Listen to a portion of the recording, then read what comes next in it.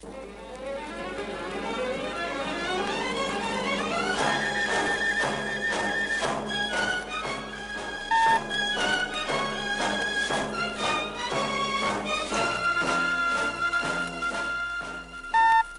this month's session, Don, our carburetor expert, is going to teach Tom the finer points of servicing the Carter AVS and Holley 4-barrel carburetors. The great majority of all carburetor problems are caused by dirty, sticking external linkages or incorrect external adjustments. Let's find out what Don has lined up for today's program. I'm going to cover the external linkages and adjustments on the AVS first, Tech. Then we'll do the same thing on the Holley. Just in case anyone is wondering, keeping the linkage clean and properly adjusted are most important to good carburetor performance. Problems can usually be prevented or remedied by performing these operations. However, before I start this session, I'd like to call everyone's attention to one thing. Make sure that air horn or float bowl cover screws, carburetor mounting nuts, and intake manifold mounting screws are tight and correctly torqued. A small air leak can act just like carburetor trouble, and you just might save yourself a lot of work by making this little check. How about the vacuum kick unit on the 4 barrels? Is it the same as on the 2-barrel carburetors? It works the same way, Tom. It has a modulating spring also, and is just as important to good warm-up performance. But let's review it. When the vacuum kick is correctly adjusted, the vacuum diaphragm pulls the choke valve partly open to allow just enough air to keep the cold engine running during warm-up. The vacuum kick modulates the choke coil and provides better choke valve control, which greatly improves engine warm-up performance. If the choke opening is too narrow, the engine will load up and roll. If it's too wide, the mixture will be too lean and the engine will stall. The service manual is still the best place to find the vacuum kick specs, also how to make the adjustments. By the way, Don, I'd like to add something at this point. There's something you should be careful of if the carburetor is removed from the car. Be sure not to bang the vacuum kick unit. If the vacuum kick diaphragm bracket or link is bent, the adjustment will be affected.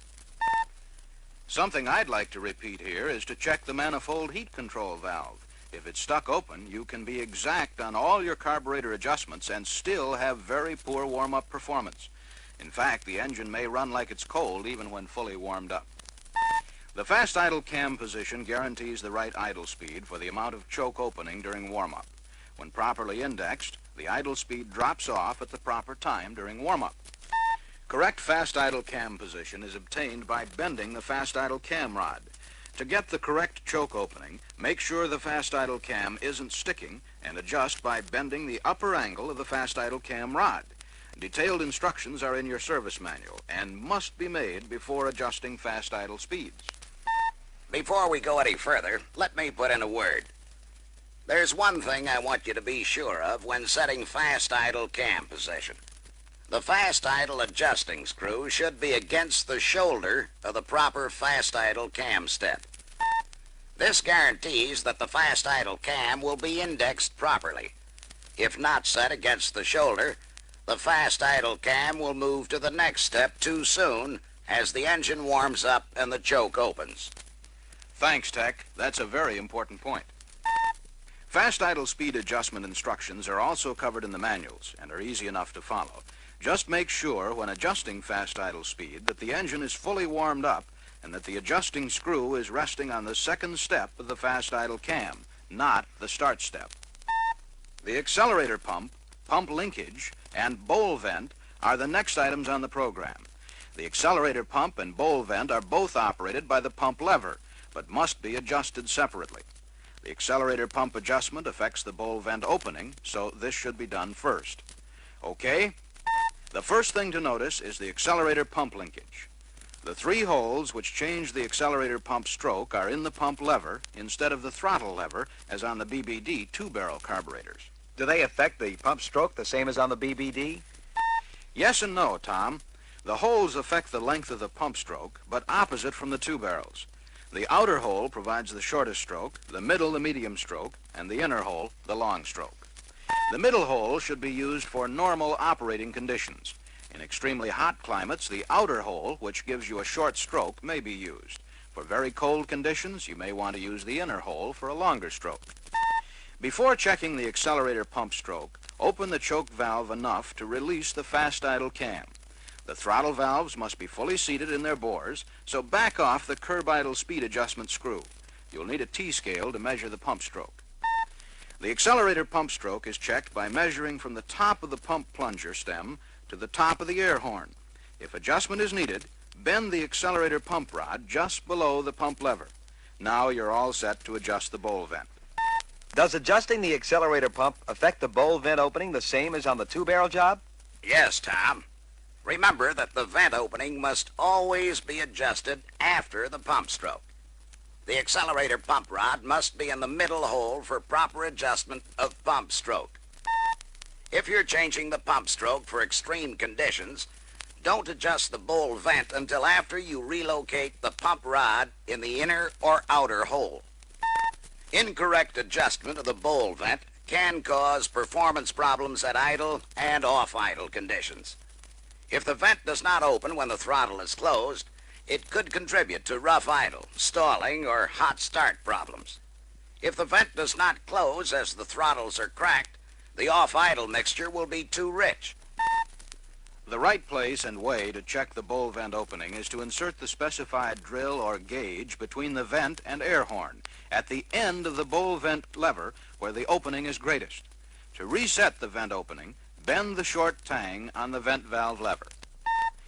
The choke unloader adjustment is next. To check the choke unloader, hold the throttle valves wide open. Then insert the proper size drill between the upper edge of the choke valve and inner wall of the air horn. With light pressure on the choke lever, the drill should have slight drag when removed. To adjust the unloader, bend the unloader tang on the fast idle cam. You'd better be sure that when opening the throttle valves to use enough pressure to overcome the secondary throttle lever spring. This spring is very stiff, and if the primary throttle valves aren't open completely, the choke unloader adjustment will be wrong. Thanks, Tech. The secondary part of the four-barrel carburetor should get just as much attention as the rest of the carburetor. The air valve in the secondary is operated strictly by airflow. It doesn't open until the velocity is great enough. Here's how it works. The spring tension on the air valve must be enough to hold it closed as the secondary throttle valves start to open. This creates a vacuum in the secondary air horn to start fuel flowing in the secondary nozzles before the airflow is sufficient to open the secondary air valve. Are there any adjustments on the secondary air valve? Only one, Tom. Pretty important, too. You can use the detailed procedure in this month's reference book to adjust the spring tension. If air valve spring tension isn't right, here's what happens. Too little tension allows the air valve to open too soon when the secondary throttle valves are opened quickly. If the air valve opens too soon, you don't get that increase in vacuum to start fuel flow in the secondary nozzles. This can cause a hesitation, flat spot, or even backfire from a lean mixture. Too much tension will delay opening the air valve. As a result, the mixture will be too rich until the valve opens. This may affect both economy and performance. How about the secondary throttle operation, Don? There are two things which affect the operation of the secondary throttle valves, the secondary lockout and the secondary throttle linkage. We'll cover the lockout first. The purpose of the secondary lockout is to keep the secondaries closed during engine warm-up. The secondary lockout tang engages the secondary throttle shaft tang until the fast idle screw is completely off the fast idle cam. If the secondary throttle valves were able to open during warm-up, poor performance would be the result.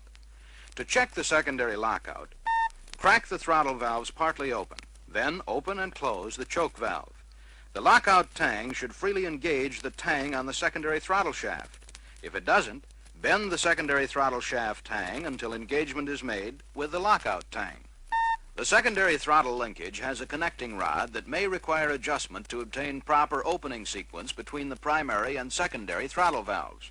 The secondary throttle valves should start to open after the primaries have opened about 60 degrees. To make sure they're opening properly, invert the carburetor and make sure the lockout is disengaged. Open the throttle valve slowly until the secondaries just start to open. Check for correct opening by measuring between the lower edge of the primary throttle valve facing the secondaries and the bore. If it is necessary to adjust the secondary throttle opening, bend the secondary throttle connecting rod. This adjustment may affect the clearance between the positive closing shoes, so be sure and check it. To do this, close the primary throttle valves all the way. You should be able to insert a 20,000th gauge between the positive closing shoes. Clearance is adjusted by bending the shoe on the secondary throttle lever. Finally, make sure shoes do not interfere when throttle valves are open. Well, that takes care of the linkage, Tom. Now... I hate to interrupt, Don, but that takes care of this side of the record. Will someone please turn it?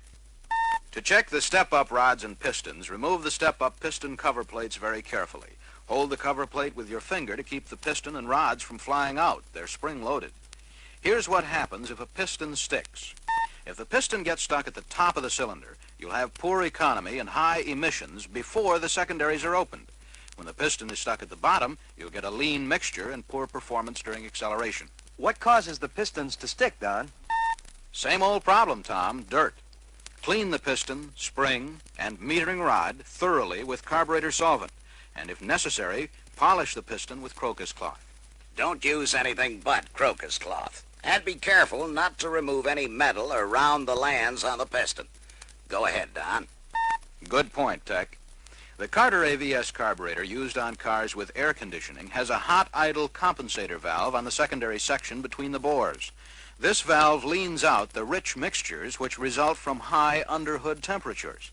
Here's how it works. At normal temperatures, the compensator valve is held closed by a bimetallic spring. When underhood temperatures climb, the valve opens an air passage directly to the intake manifold to relieve an over-rich condition as a result of fuel vapors. And don't tinker with a compensator valve or you will upset the calibration. Anything else before we get to the Holly? A few things, Tech. One of them is idle mixture and speed adjustments. They go hand in hand. The objective is to arrive at the correct idle speed, correct air-fuel ratio, and correct balance between the two idle systems for acceptable idle operation. The usual idle mixture and speed adjusting precautions apply. The engine must be warmed up, ignition timing correct, use an accurate tachometer, and connect an exhaust analyzer to check air-fuel ratio. I won't go into details on idle speed and mixture adjustment. Follow the service manual carefully and you won't have any problems. However, there are a couple of precautions I'd like to point out. Adjust both mixture screws 1/16 at a time until the air-fuel ratio is within specifications.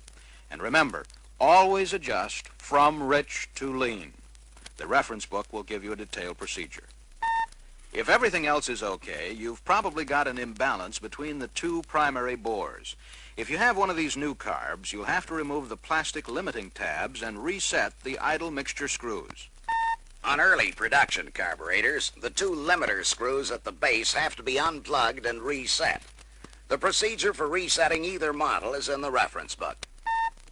That wraps up the AVS 4-barrel, Tom. Now let's take a close look at the Holly 4-barrel carburetor. I think we can find some pretty important things to review.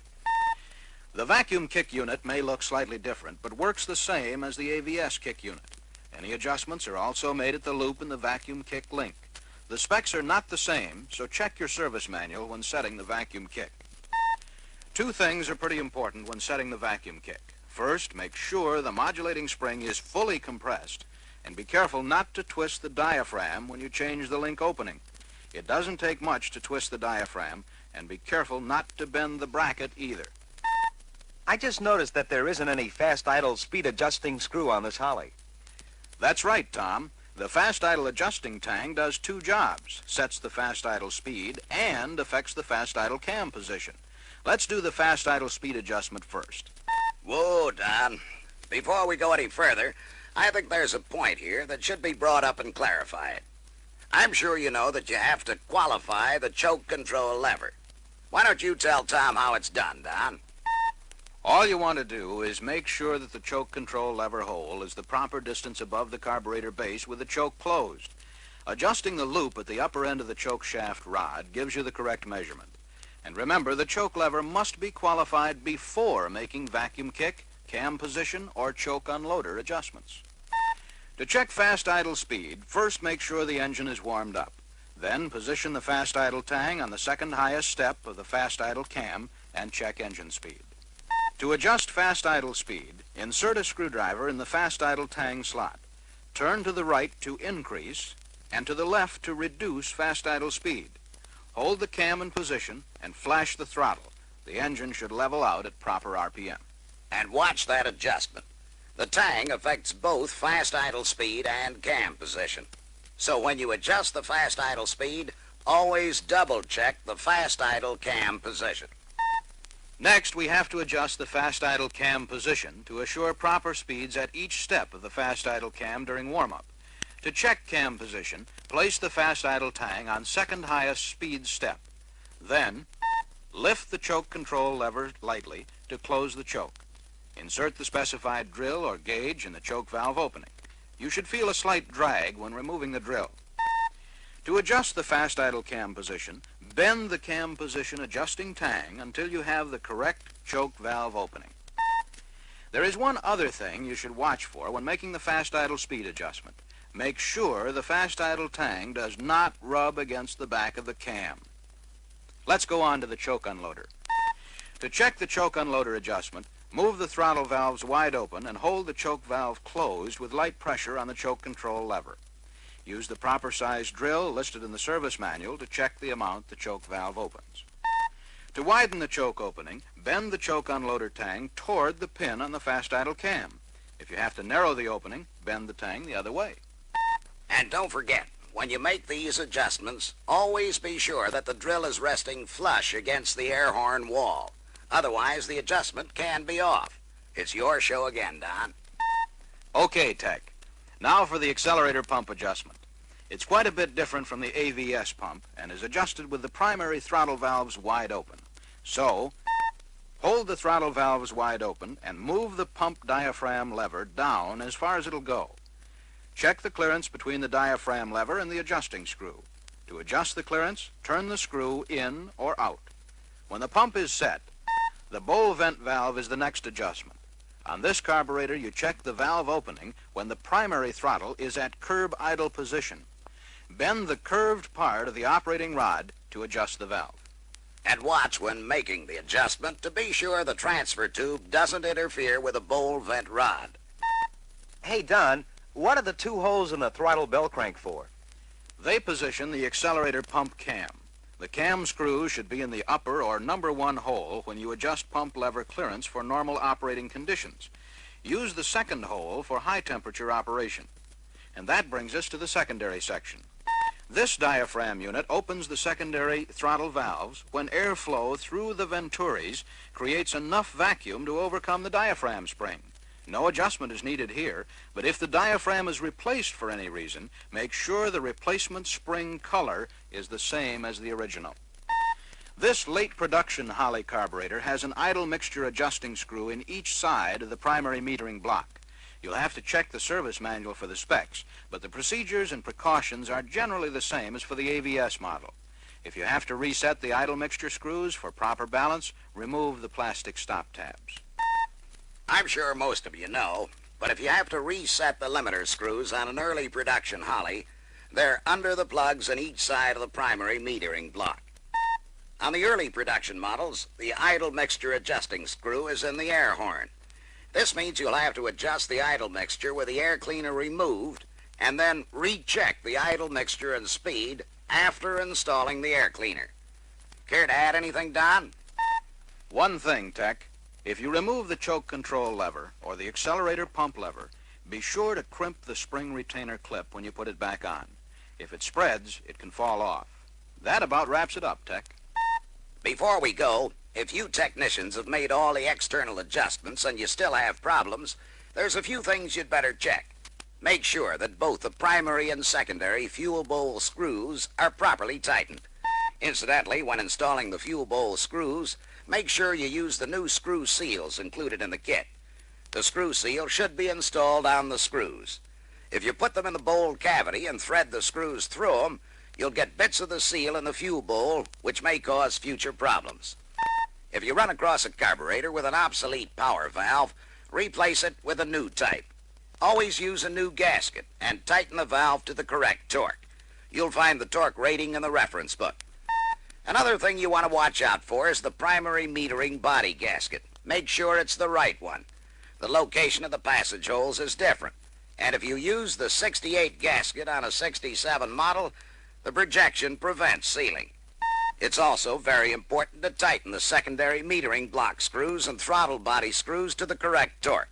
Check the reference book for this one, too. Float level specifications were revised after the service manual went to press, so be sure and check your service bulletins for the latest float level information. And on the subject of float level, if you have a wet gauge, be sure and use it to check float level after the carburetor is all buttoned up and installed on the car. And before we button this session up, I want to point out that this month's reference book has a lot of additional, up-to-the-minute information on Holley 4 barrels that should come in mighty handy. See you all at our next meeting.